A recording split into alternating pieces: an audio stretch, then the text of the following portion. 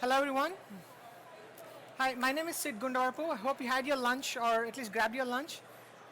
It's a short 20-minute session. I'm going to talk about building great data experiences on Common Data Service. And before I go further, I want to give a crash of fastest.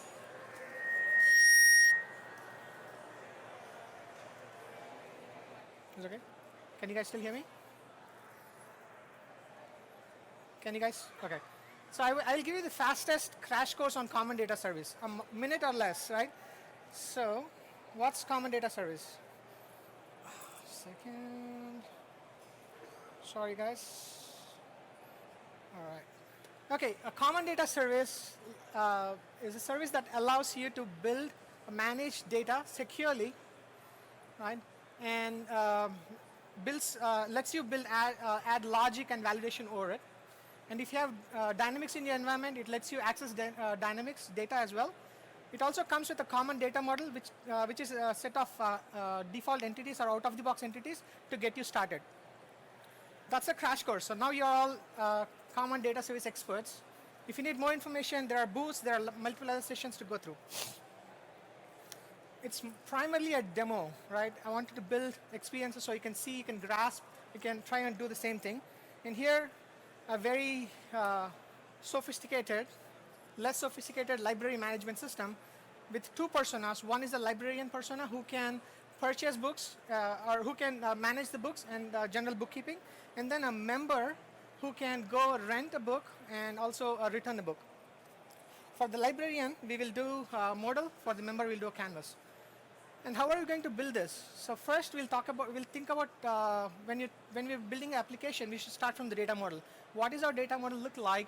And then we first build the data model. Then a good thing about the newer modern maker tools is if you have the data, it lets you visualize the data as you build it. So we're going to go and add some data to the new data model we create. And then we'll add some forms, views, and few other things on top. And then at the end, we'll build some apps. Sounds fine? Okay. So I'm being brave today, and I'm using a test environment, which is not production. So the reason why I will show you after, if we get some more time. But it's a demo test environment, so hopefully no devs or debugging at the same time. So now I have a clean environment I just created a couple minutes back, starting with a solution. For all large projects, for anything non-trivial, you should start with the solution. If it's a quick, trivial one, start from the data, just build your entity model, start it.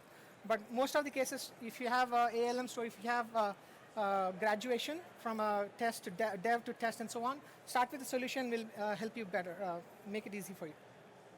So I pre-created a solution. We'll come to this app a little later.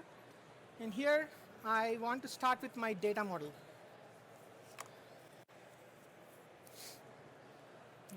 I have some notes so that I don't miss any fields. Okay. So I have two entities that I want to build. So, entity.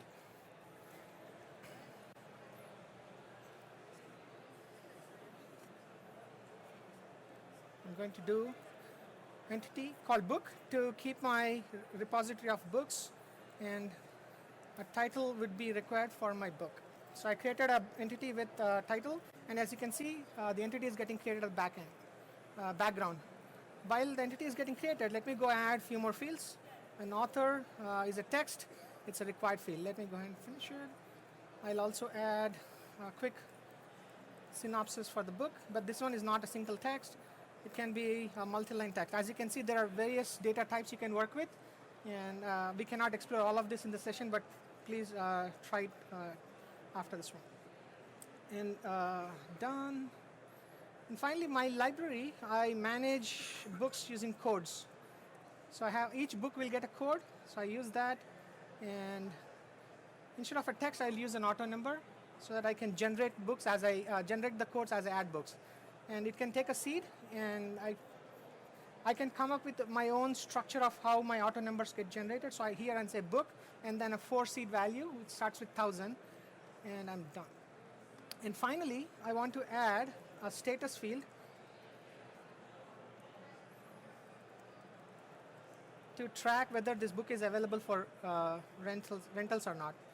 And here, unavailability status can be available or not available. So I'm using a 2 options type of data: available and unavailable. I don't need to make it required because it can only take 2 values and by default it's available. Okay, that's my book entity. Very quick, very simple. And if you have more complex ones, I'll show you how to build more complex data models shortly. Okay, now here in a different tab, I'm going to add one more entity to track my reservations. Okay, and here I'll keep my name as the member name who is renting this book. And then I will use, now I'll create a reference or relationship with my book. So here I'm using a lookup, which is basically creating a reference or relationship with my book. So at each reservation should have a book. And then I will go and add a status for this as well. And here I can have multiple statuses for the reservation, although I'm going to use only 1 or 2 here. So I can use any of the pre-existing ones, but in this case there are none, so I'm going to create a new one. Let's say this is rented and returned. Okay, we're done. Oh, let me do one more thing. I want to see the value behind this. We'll come to this later. Let's see whether these values match. Okay, I'll talk about this in a minute. So let's go ahead. And now I want to do a few more. I'll add a date field for capturing the rent date. And here, instead of me typing in the member typing in the date, I want to make it an automated one. So I'll use a calculated field. Let's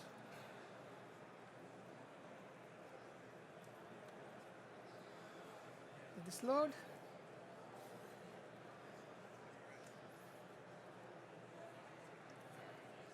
Okay, this might take a second, so while it does, let's preset for some other things.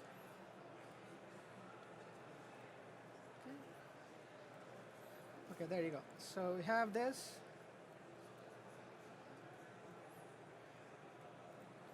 So here I'm saying I want to set a date whenever my reservation status is rented.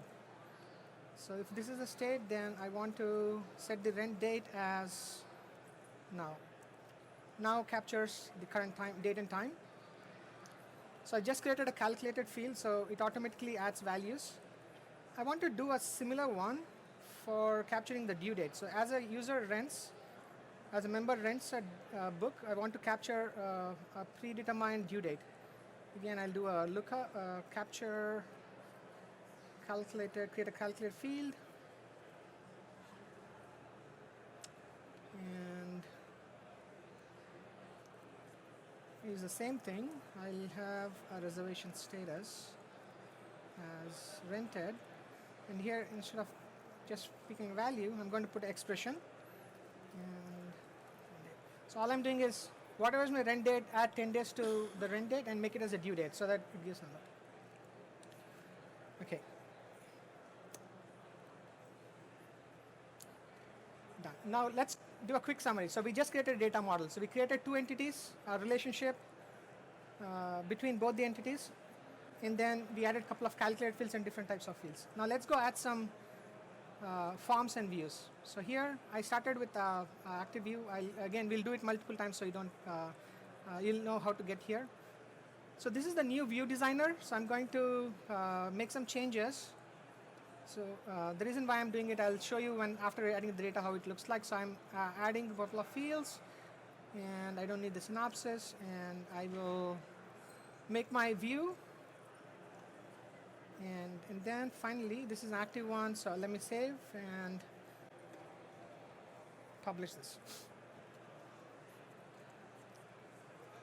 So as you can see, as I create a view, it just gives me the column headers. Now let's fix that. Let me go back to the entity. And this time, I'll first plug in some data to see how it looks like with the data.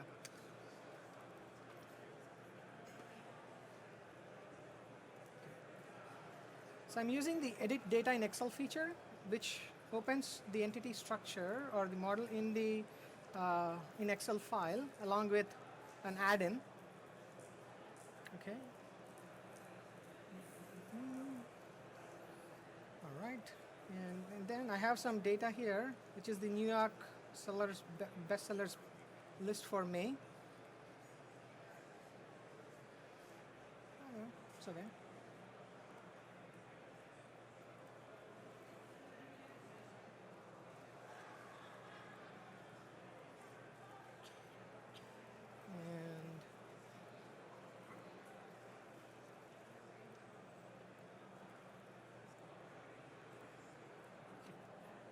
I'll publish this. It says that publish all the automated ones got added by the system. Now I'm done with this. I added a bunch of master data, so I'm going to close this. I don't need to save it. Let me close that. Now if I go here, I can see the data already populated. Now let me go and create a new view and see how it looks like now.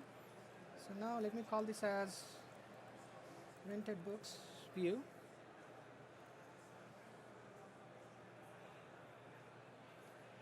Here I can already see the data, so it's more visual for me. I can decide with what type of column widths I need and so on. So again, I will have a couple of fields. And here on the availability status, I can specify these are unavailable. Unavailable is kind of rented. There are none again. But I don't necessarily have to keep the column here. So I can remove it, and then I can go back to the filters. I can do more detailed filtering. I can have filters across related entities and so on. And then again, I will save and publish.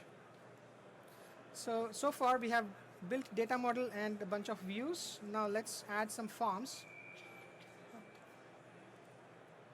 Let's add views on the other table as well. So let me fix a view to add some more columns. Okay, I don't need the created by. Time for. So very quick, very easy to build views. Now save, publish. Done. Now let's add some forms. Here, there are multiple forms which get automatically created. I'm going to use a main form, which will again load in the form designer. This is one of the other new features we are rolling out. It won't use pop-ups anymore. It's all inline. So as you see, I clicked on a form, it opens inline, and I can go back. Now here, then this is the new form designer. If you haven't used it, try it. It's in preview today, and there are deep dive sessions on this one later today and tomorrow. So here, I'm going to add the author, the book code, synopsis. I think that's good enough. Let's add the okay, I'm save. Here I want to also add a tab with reservations for this book. So let me go here and add a new column tab called reservations.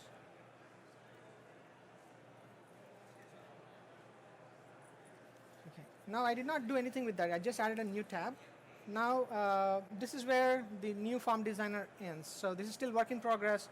Now I have to switch to the classic one, the old one, to add the subgrid. Right. So it's one click away. Click on the switch to classic. It takes the context, opens it new form design, old form designer. This one. So here I know that I need to add a subgrid at this section and do a subgrid.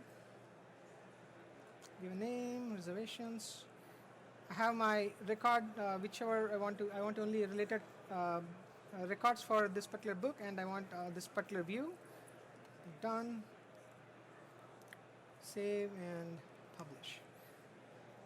So publish is the way of making it commit. So now I'm done with this. Let me done. So far what we have done, we have created entity model, we have added data, we created a bunch of views and a form. Now let's add one more form and we are done with the authoring. For some reason it doesn't want to go back. Let's go back here.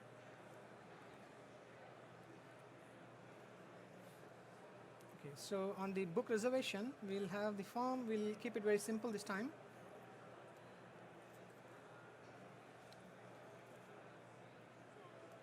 And one of the good things about the new forms designer is you can choose the layout so that it's easy for you to visualize while building it. And also it uses the same runtime view so that you know exactly how it looks like when it's when the end user uses this. So I'm going to add a book and due date, rent date, and reservation status. Okay, I'm done with the form. So I added a bunch of fields and I publish. And this is all published. So I created my entity model, got my data, and I created forms views. Now let's go build some apps. Don't blink, we're going to do it fast this one. So go back to my solution and do a new app. So now I want to first create a librarian app. It will take me to the old, semi-old app designer. So here, my app name is librarian. I'll use my existing solution which I just created and the new and pick my solution. The advantage of doing this is all the properties of the solution automatically gets added to the app. So now my forms, views, and the entities are all got added. All I need to do is fix the sitemap so that a user can interact with those. So here I will change this as library. This is my group, is my work area.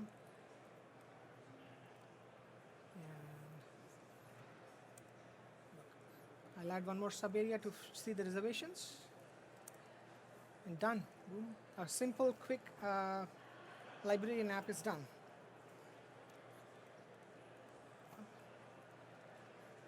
Now save the app, publish the app, and I can play the app.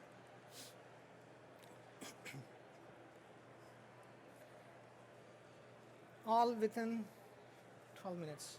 So I have my app, I have my books and everything ready. I can do interaction, I can see all of the data, and currently there are no reservations. Nobody leaves the book. So let's go fix that. Let's go back to my solution. There is this canvas app I semi-created, so let me go ahead and edit this.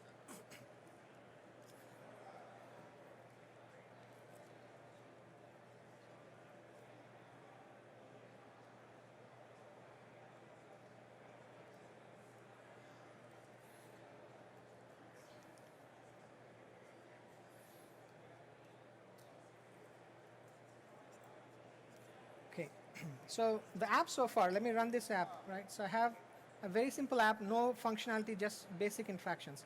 So I have a rent, nothing here, just that home works, takes me back, and similarly nothing here, just reverse. So no functionality so far. I created a template. Now let's add some functionality to this. So first, let me go ahead and add some data sources.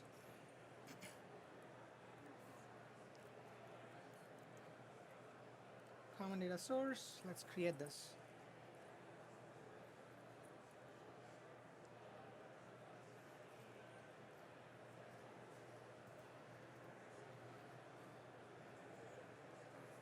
Now here I'm going to choose the new entities I created as the data sources for my app. Done. Now let me go here. On this gallery, I want to get all the list of books. And I will change the columns to show my title, author, and the availability status. Now that's done. Let's go and make it work. So here,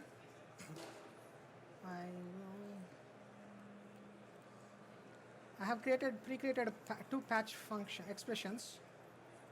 We'll talk about this in a second. So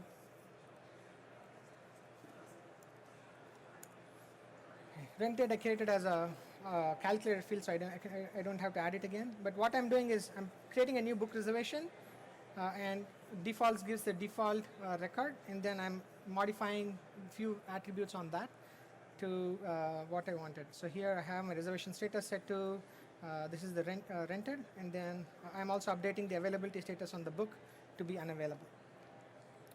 Very simple. Now let's go fix this gallery as well. So let me change this to book reservations, and here I have my I want to show the book title, so I'll say book dot title, and I will use the due date, and then I will use the reservations, not that, the reservation status. Now here also I want to apply a simple patch to change the status. So what I'm doing is within the same gallery, I'm just running a patch command to update the reservation status. Now my app is complete. Let me save that and run. So now I can rent. It shows all the books on my CDS Common Data Service table, and here I'm selecting this, and that's rented.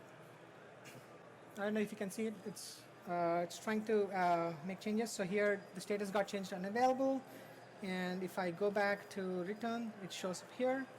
Let me go ahead and add one more rental, and by the time it does, let's go back to I think this one becoming. If I go to reservations, not that one, it's the 18th abduction. That. Now it shows my related one. So quickly, 22 minutes, we created data model, we added data, we created views, we created forms, we created 2 more apps, right? All the simple, it gives you a good stepping or a good starting point so you can explore more, right? And each of these items, or each of these touch points I had have deep dive sessions. So please go attend the forms deep dive, the common data service booth and the deep dives, and so you can learn more detailed ones, okay? Thank you.